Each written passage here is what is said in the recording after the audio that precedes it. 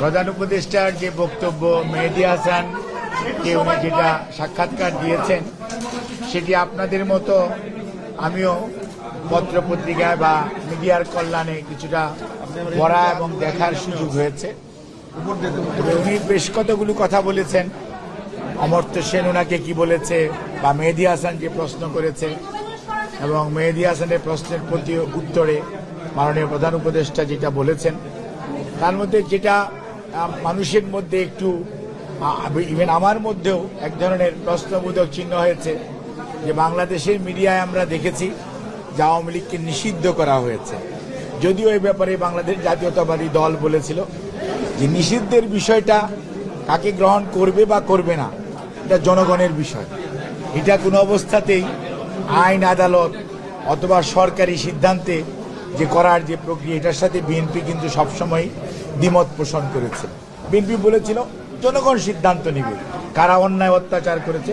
তবে বিএনপি সবসময় একটা কথা আমরা বলছি, সেটা হচ্ছে দোজ হু আর এই গণহত্যাকারী এবং এটার যারা আদেশ দিয়েছে তাদেরকে আইনের আওতায় এনে যথাযথ বিচার করা, এবং সেটি সাবেক প্রধানমন্ত্রী হোক, ওনার দলের বড় বড় নেতারা হোক, অথবা দলের অন্যান্য যে কর্মীরা আছে যারা এগুলোর সাথে, এবং সরকারি কর্মকর্তা কর্মচারী যারা অতি উৎসাহী হয়ে বিভিন্ন বাহিনীর লোক এবং অনেক সংস্থার লোক, সর্বোপরি আপনার প্রশাসন দেখেন, বিচারালয় দেখেন, অনেকে ওয়ান স্টেপ এহেড তারা অতিরিক্ত মানে আপনার করেছে যেটি তাদের জুরিডিকশনের মধ্যে পড়ে না।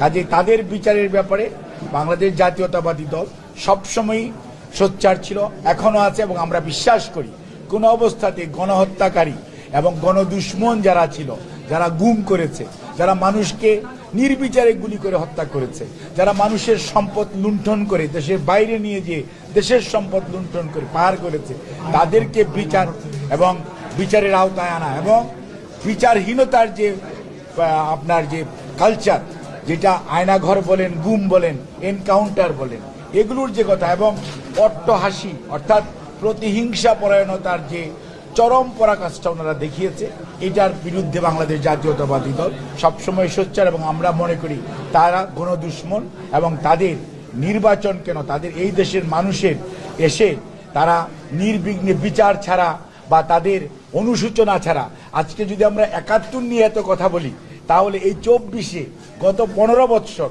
দেশের ভোটাধিকার চুরি, দিনের ভোট রাতে করেছে, তার জন্য তাদের অনুশোচনা হবে না, এটা তো হতে পারে না। কাজে দেন একটু মানে আপনার কি বলে যে আনকন্ডিশনালি জনগণের কাছে ক্ষমা চাইতে হবে, যেটা জনগণ সিদ্ধান্ত নেবে ক্ষমা করবে কি করবে না, এটি ব্যক্তিগতভাবে কারো করার বিষয় আছে বলে আমি মনে করি না। এটা হচ্ছে যে উনি যে বক্তব্যটা দিয়েছেন সেটা কিন্তু আপনি কোনো সংখ্যা দেখছেন কিনা যে আওয়ামী লীগ আবার ফিরে আসতে পারে, আগামী নির্বাচনে আবার অংশ নিতে পারে? বক্তব্যটা শুনে দিয়েছেন যে কোনো সময় হয়তো তাদের নিষেধাজ্ঞা উঠে যেতে পারে। বাংলাদেশ জাতীয়তাবাদী দল এবং গণতন্ত্রকামী শক্তির যে ঐক্য হয়েছে, এই ঐক্য কোনো অবস্থাতেই ভয়ে ভীত হলে ৫ই আগস্ট উনি পালাতেন না। উনি যদি সত্যিকার অর্থে রাজনীতিবিদ হতেন তাহলে মাঠে থেকে রাজনীতি মোকাবেলা করতেন। কি হতো? যা হওয়ার সেটা হতো, জেলখানায় যেত। এবার আমরা ৯০-এর পতনের পর দেখি নাই, ৯০-এর যা আমাদের গণ অভ্যুত্থান সেটার পর আমরা দেখেছি স্বৈরাচার জেলখানায় গিয়েছে। কাজেই সেই ক্ষেত্রে উনি রাজনীতিবিদ হিসাবে যে দায়িত্ব যেটা করেছেন, সত্যিকার অর্থে ওনার মধ্যে যে নিজের প্রতি এক ধরনের যে অন্যায় করেছে, যে অন্যায়কারী তার মনের যে দুর্বলতা সেটা উনি প্রকাশ করেছেন। তাদের নিয়ে আমরা রাজনৈতিক যারা গণতন্ত্রের জন্য আন্দোলন করেছে তারা মোটেই ভীত বা সন্ত্রস্ত নেই। জনগণ সঠিক সিদ্ধান্ত